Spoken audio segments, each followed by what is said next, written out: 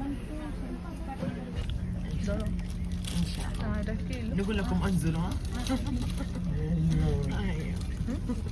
ايوه. 20 دقيقة. ايش كنت بقول لك؟ العودة كمان كل واحد في مكان. انا وانت مو جنب بعض. حنتبهي. بعد خليكي معي دخيل بس ان شاء الله نرد. ادعي بس ادعي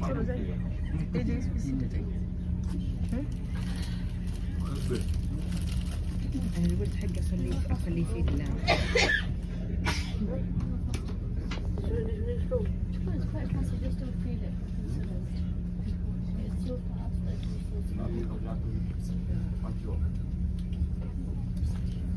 بعدين قبل ما بوصل 20 دقيقة بس جينا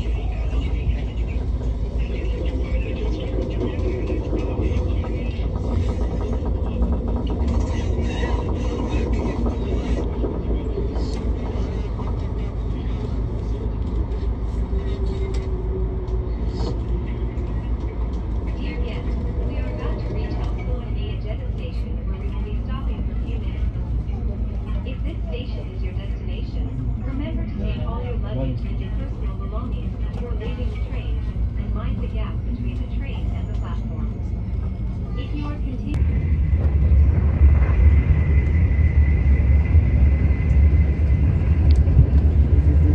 মানে 2 ঘন্টা মতন 2 ঘন্টা মতন হয়েছে তো মানে 2 ঘন্টা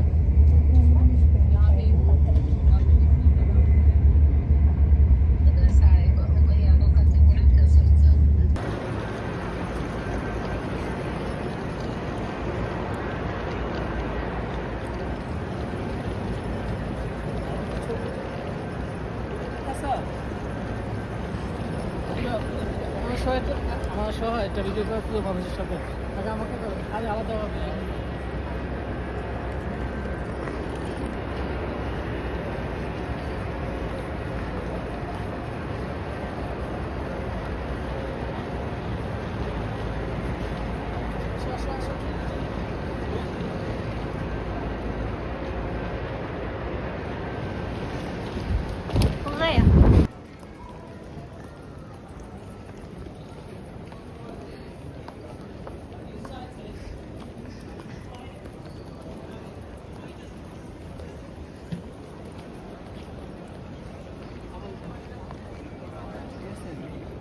সিঙ্গেল বাবা একটু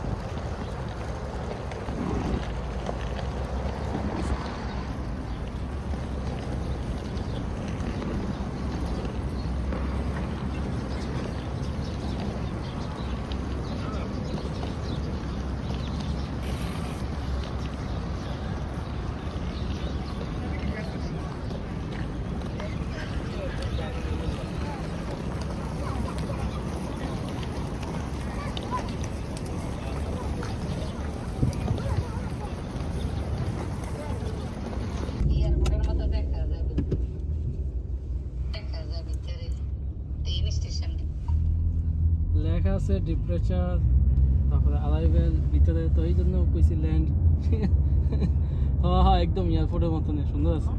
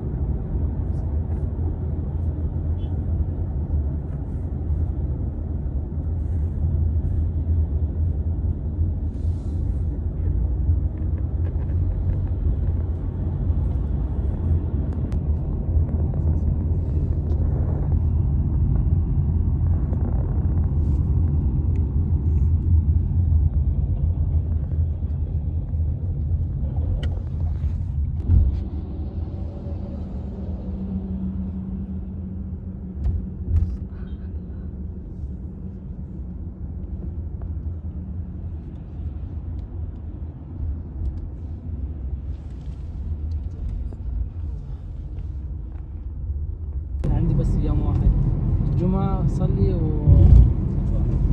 صار الجمعة جمعة وروح وتمشي دبي.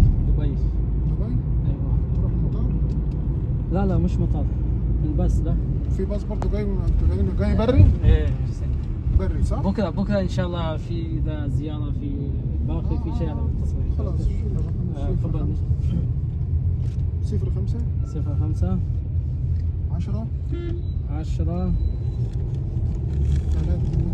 3 8 3 7 3 7 5 6 5 6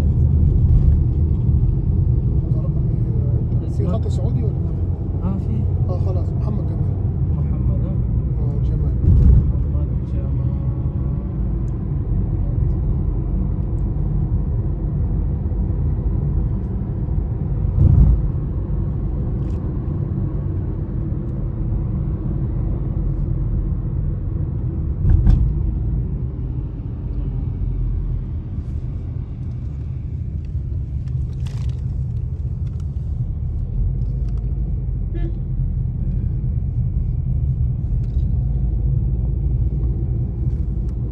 انت جاي من الامارات جاي بالباص؟ ايه من باص والله باص كبير يعني انتوا جايين زياره كلكم مع بعض. ايه تقريبا 50 لا يعني انت هتروح جاي بس كم ساعة في الطريق؟ والله زيادة يا راجل زيادة وقت ياخذ انت واخد يوم كده صح؟ يوم ولا أكتر؟ اخذ يومين في الطريق. ايه بس الطريق ما في مشكلة هذا داخل هذا بارد ما انا فاهم. إيه هناك الامارات ياخذ تقريبا 4 ساعة في السعودي بعد محل طب الله يعينك ربنا يزيدك يا صاحبي.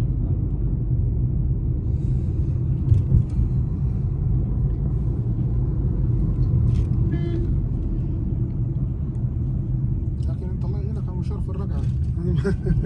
السعودي كبير لا السعودية مرة زيادة مرة مساحة. إيه في الامارات مرة صغير. صغير جدا وقانون بعد زيادة مشكلة بعد. انت الحين هذا الشكل لا يعني سيارة خصوصي هذا هذا في الامارات زيادة مشكلة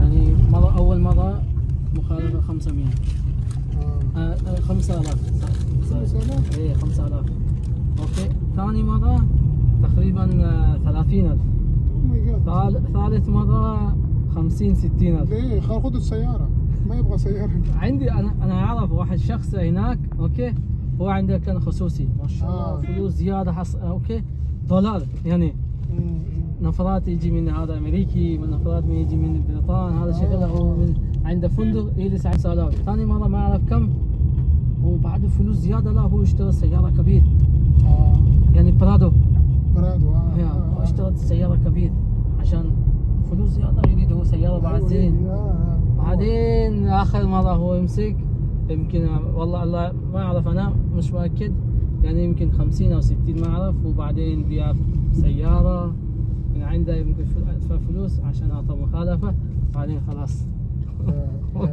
لا إله إلا الله.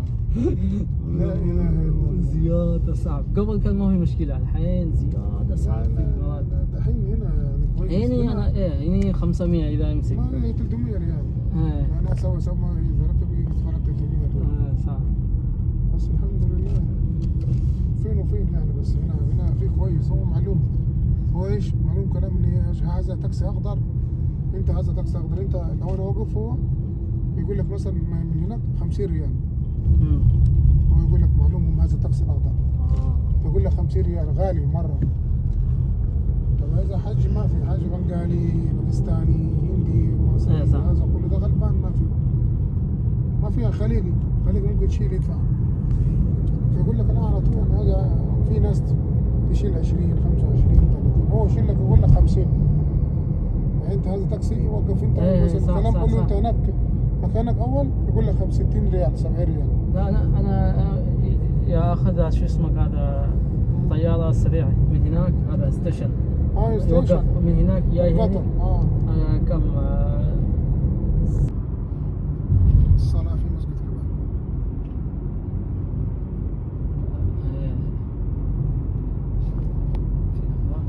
شوف لو لقيت شيء صديق حصل ماشي ما في حصل صديق صوت اتصل الاقي شيء خلاص مو مشكلة ان شاء الله.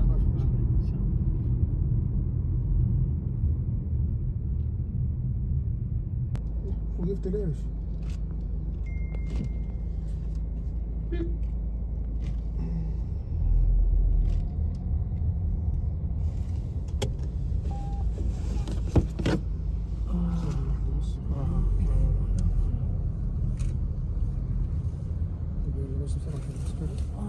bana জলদি আসো এদিকে সাইডে আসো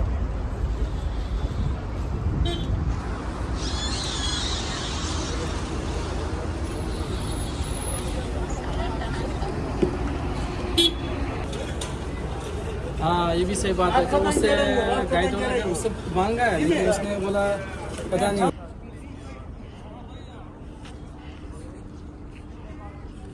नामाज पढ़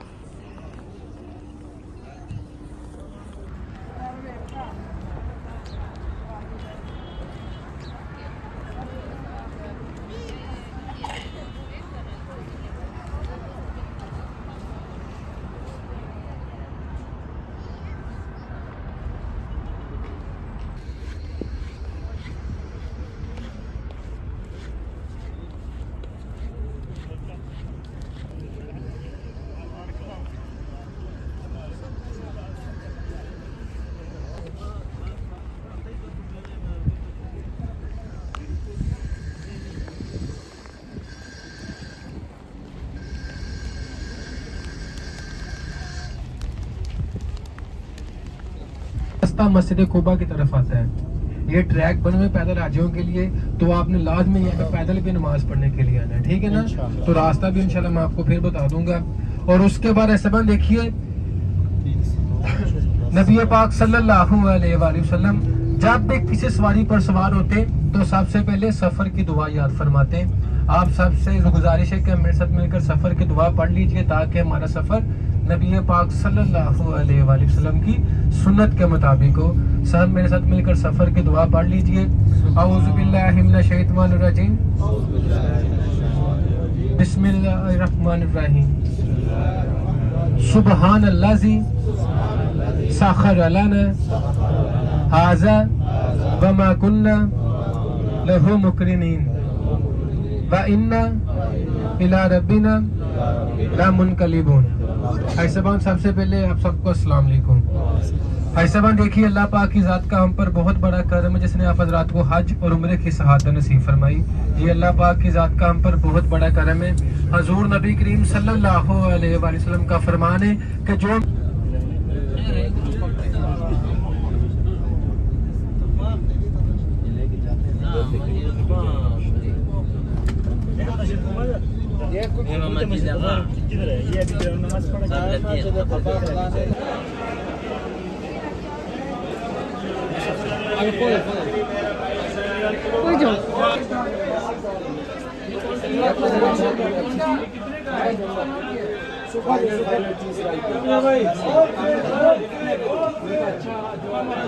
दिया ऐसा पूरा पैकेज दिया इसी रेट में 30 ग्राम किलो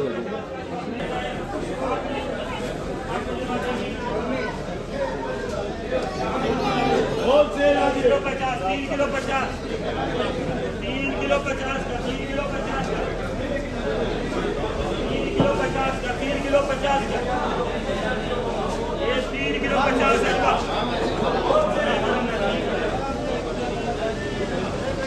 तब्दील हुआ था।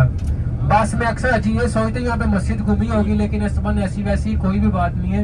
नबी पाक सल्लल्लाहु अलैहि वसल्लम सफ़ों को अलग करते हुए आखिरी साफ पे चलेंगे, यानी पहली साफ आखिरी साफ बन गई और आखिरी साफ पहली साफ बन गई। तो सबन जब नबी पाक सल्लल्लाहु अलैहि वसल्लम ने अपना चेहरा मुबारक तब्दील किया, पीछे 10 सहाबा इकराम ने अपना चेहरा मुबारक तब्दील कर लिया। तो सबन जब नबी पाक सल्लल्लाहु अलैहि वसल्लम ने नमाज कंप्लीट की और सहाबा इकराम से पूछा मुझ पर तो वही नाज़िल हुई थी, आपने किस बना पर अपना चेहरा मुबारक तब्दील किया। तो सबन देखिए सहाबा इकराम ने क्या इरशाद फरमाया, उन्होंने कहा या रसूल अल्लाह आपने फरमाया है कि हमने मान लिया, इसका कोई शरीक नहीं, हमने मान लिया। हमें दीन के बारे में बताने वाले कौन है? आप हैं, हमारा किबला भी आप है, हमारा काबा भी आप है। तो सबन उसी मकाम पर वही नाज़िल होगी। अशरा मुबशरा, अशरा अरबी ज़बान में 10 को बोलते हैं, मुबशरा जन्नती को बोलते हैं, यानी 10 सहाबा इकराम को दुनिया में रहते हुए जन्नत की बशारत मिल गई थी माशाल्लाह। तो ऐसा बात देखिए, यहाँ पे मैं आपको उतारूंगा, यहाँ पे भी आपने 4 रकात नमाज पढ़नी है। नियत आपने यहाँ पे ये करनी है, 2 तहियतुल मस्जिद मस्जिद किबलातैन यानी मस्जिद किबलातैन के नाम के पढ़ने, और 2 शुक्राने के, अल्लाह पाक का शुक्र अदा करने यहाँ पे हमें आने की तौफीक अता हुई है। सीधे जाना है, ठीक है ना। और उसके बाद কত ডেভেলপ হয়েছে।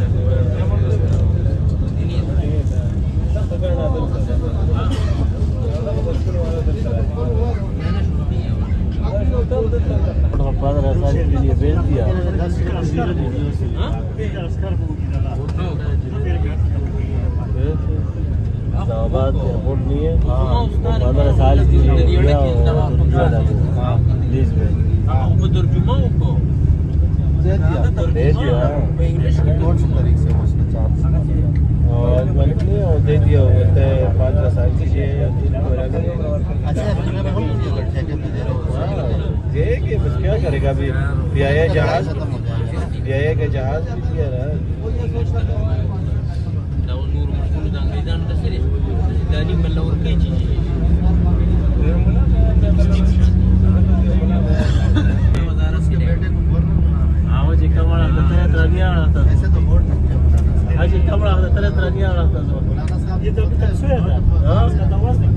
डॉलर बहुत बड़ा है तो हमारे लोग का।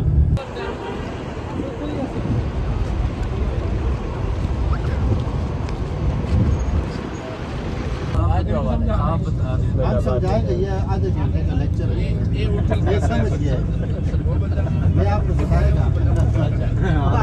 आज वो वाला नहीं है, बाद में बोलेगा ये है क्या, इसको ब्लैक कर डालो, आधा घंटा तब बोलेगा ये है क्या, वो क्या है जिसमें वो हड्डी नहीं है, हड्डी को नहीं है, हड्डी हड्डी है वो हड्डी नहीं है। ये क्यों नहीं है ये हम आपको बताएगा। रात को टाइम नहीं होता हमारे पास ना गुजारने के लिए, गपशप नहीं होती, ये बताएगा कितना टाइम बताएगा ना ना अभी समझ नजर आएगा। नए नए चीज पकड़ेगा, नया नया मतलब मैं बिल्कुल नया नया चीज पकड़ेगा जो आधा बसों के लोग बस ये कितना भाई आगा 100 रुपए किलो में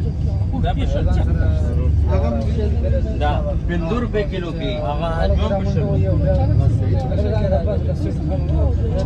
अखी अजमा बिना उधर का तमनूर की मिलो माल तमनूर की मिलो सबर का لكن عقلي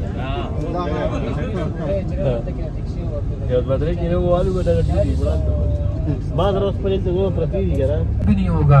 जब ये दुआ मांगे तो आसमान से नूरानी फरिश्ते आए थे, तो जंग फरिश्तों की मदद से जीती गई थी। तो ऐसे बाद उस जंग में बदर के मुकाम पे हजरत मीर हमजा रजी अल्लाह तआला अन्हु ऐसे बाद वहाँ पे बड़े बड़े काफरों को बदर के मुकाम पे कत्ल किया था।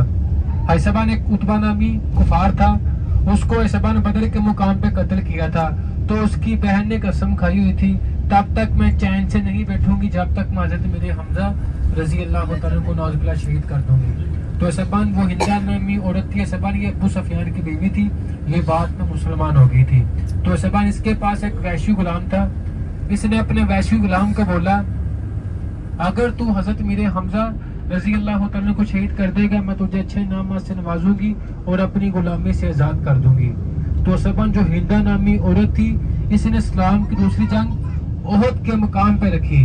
तो सबन जब ये खबर नबी पाक सल्लल्लाहु अलैहि वसल्लम को मिली, तो नबी पाक सल्लल्लाहु अलैहि वसल्लम ने मदीने में 1000 सहाबा इकराम को यहाँ पे इकट्ठे किया और उनसे मशवरा तलब किया।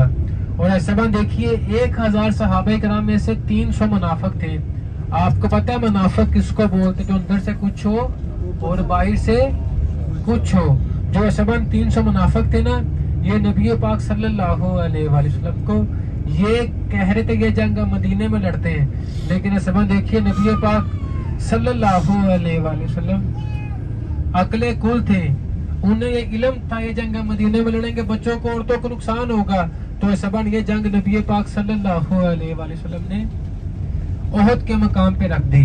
तो सबन जब नबी पाक सल्लल्लाहु अलैहि वसल्लम 1000 सहाबा किराम का लश्कर लेके वहां से रवाना हुए, जो सबन 300 मुनाफिक थे ना, वो रास्ते में अपना रास्ता तब्दील कर गए। पीछे कितने सहाबा किराम रह गए? 700। और सबन 700 सहाबा किराम में से 50 सहाबा किराम नबी पाक सल्लल्लाहु अलैहि वसल्लम ने जबल रुमात पहाड़ी के ऊपर खड़े किए थे। ऐसे बार मैं पहाड़ी में भी आपको दिखाऊंगा, लेकिन सबन वहाँ पे लोग चढ़े होंगे, लेकिन सबन आपने उसके ऊपर कभी भी नहीं जाना, क्योंकि वहाँ पे हमारे 10 सहाबा किराम का खून मुबारक गिरा हुआ है।